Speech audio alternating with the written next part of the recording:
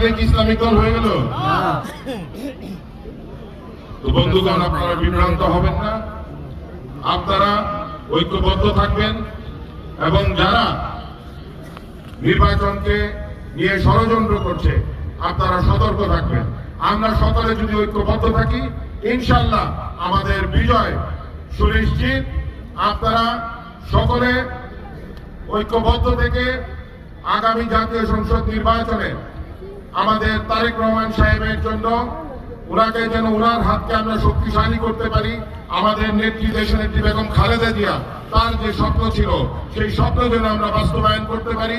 বাংলাদেশের সকল মানুষকে সাথে নিয়ে একটি নতুন দেশ, নতুন ভাবে আমরা যেন বাংলাদেশকে গড়ে তুলতে পারি, সেই লক্ষ্যে আমরা সবাই কাজ করব। আজকে আর আমি আমার বক্তব্য দীর্ঘায়িত করব না, আপনারা অনেকক্ষণ ধরে অপেক্ষা করছেন। আমি দুঃখ প্রকাশ করছি যে আমার আসতে একটু বিলম্ব হয়েছে। এর আগে আমাদের আরো 2টা কর্মসূচি উপস্থিত থাকা। তো আজকে আমার এই বক্তব্যের পর এখানে দোয়া হবে, আমরা দোয়ায় অংশগ্রহণ করব। আমাদের দেশের একটি বেগম খালেদা জিয়া সহ সকল যাদেরকে আমরা হারিয়েছি সকলের জন্য দোয়া করব এবং আমাদের মহান আল্লাহ তাআলা যেন যারা এখানে উপস্থিত আছেন সকলকে নেক হায়াত দান করেন, সেজন্য আমরা দোয়া করব। আপনারা আমার জন্য দোয়া করবেন, আমিও আপনাদের জন্য দোয়া করি। সকলকে ধন্যবাদ জানাচ্ছি। আমি আরো বিশেষভাবে ধন্যবাদ জানাচ্ছি গাজা থানা বিএনপিকে এবং অঙ্গ সংগঠনকে যে আজকের এই সুন্দর এই আয়োজনের জন্য।